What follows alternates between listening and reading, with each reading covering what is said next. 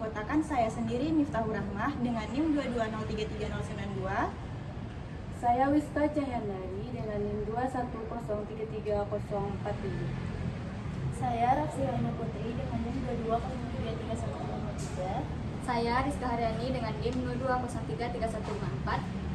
Baiklah, di sini kami dari kelompok 5 akan melakukan eksperimen mengenai Frank-Hertz. Di mana tujuan melakukan eksperimen Frank-Hertz ini ada dua. Yang pertama, merekam kuat arus pada tabung Frank-Hertz sebagai fungsi anoda. Nah, yang kedua yaitu menentukan energi eksitasi pada atom argon.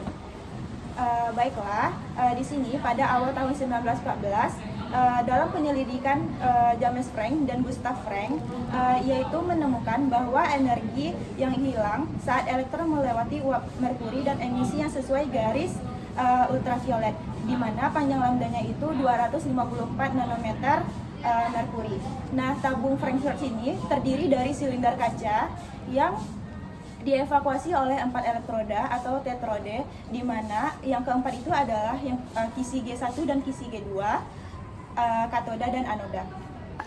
Selanjutnya ada alat tunabel DC Power Supply 1 dan tunabel DC Power Supply 2 yang berfungsi sebagai untuk memberikan tegangan ke elektroda dalam tabung Frank-Hertz. Selanjutnya alat yang kita gunakan yaitu ada Frank-Hertz tab. Tabung ini adalah inti eksperimen yang berisi gas argon pada tekanan rendah. Yang terakhir yaitu ada 550 universal interface, yaitu perangkat ini berfungsi untuk menghubungkan berbagai peralatan eksperimen ke komputer atau sistem pengolahan data lainnya. Baiklah, untuk prosedur persiapannya itu yang pertama ada hubungkan 0 sampai 6,3 volt dari power supply ke filamen pada Frank-Hertz.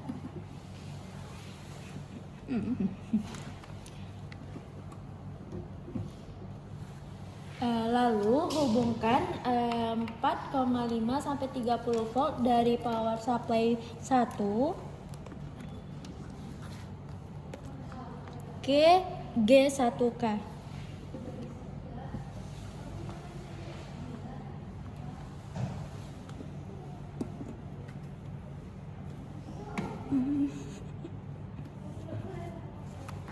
Lalu hubungkan 0 sampai 100 volt dari power supply 2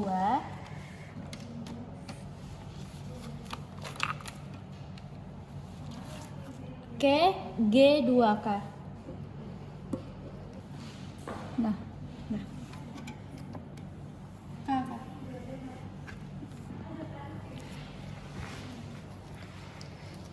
Lalu hubungkan 0 sampai 10 volt dari power supply 2 ke G2A.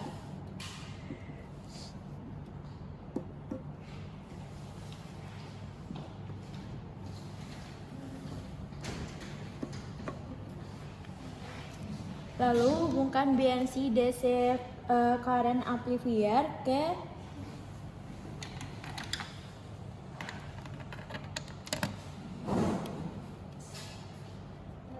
pada BNC Frank-Hertz.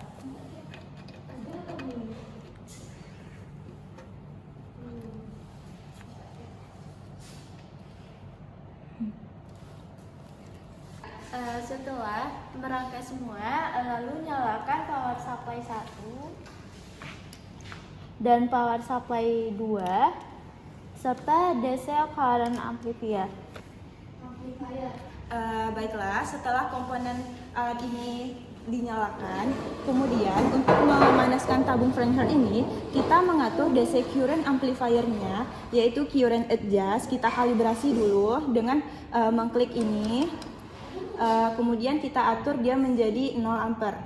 Nah, setelah sudah, kita klik measure. Nah, untuk tunabel DC power supply 1 pada 0 sampai 63 volt, kita mengatur tegangannya itu 2,25 volt. Dan pada sisi kiri ini, yaitu rentang 4,5 volt sampai 30 volt, kita mengaturnya menjadi 0 volt.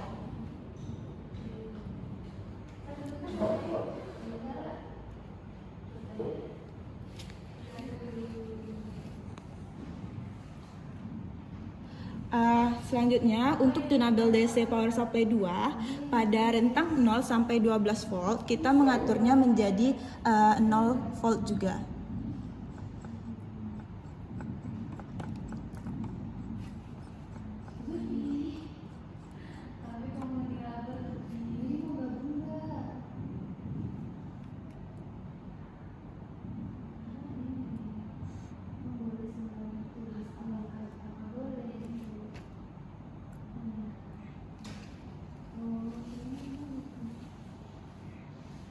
Nah, selanjutnya pada tegangan 0 sampai 100 volt, kita mengaturnya menjadi 0 juga.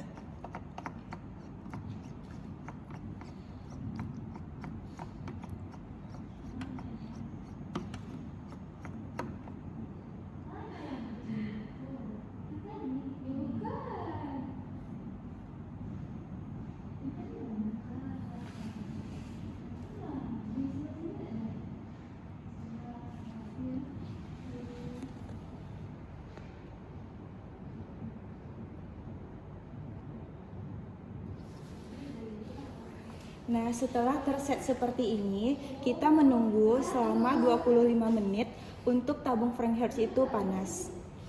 Baiklah, untuk pengambilan data kita harus mengatur DC current amplifier, di mana current range-nya itu yaitu 10 pangkat min 8 dan current adjust-nya itu tetap pada 0 ampere. Kemudian pada tunable DC power supply 1, di mana rentang 0 sampai 6,3 volt itu kita mengaturnya menjadi 2,25 volt.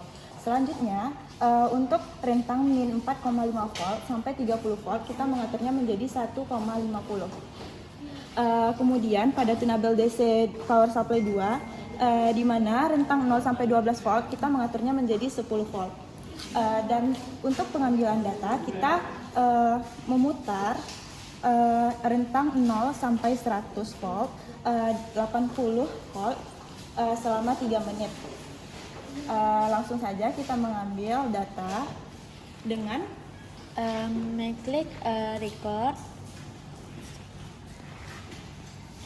Kemudian memutar ini secara perlahan selama 3 menit.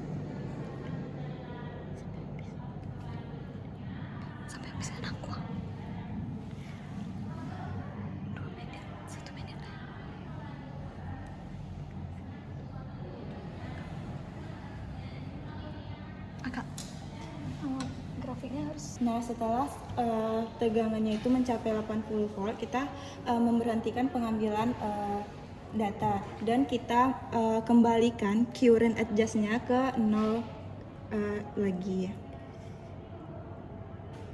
Nah, seperti ini. Untuk pengambilan datanya, kita mengambil nilai puncak di mana ya, ini nilai puncaknya. Terus ini.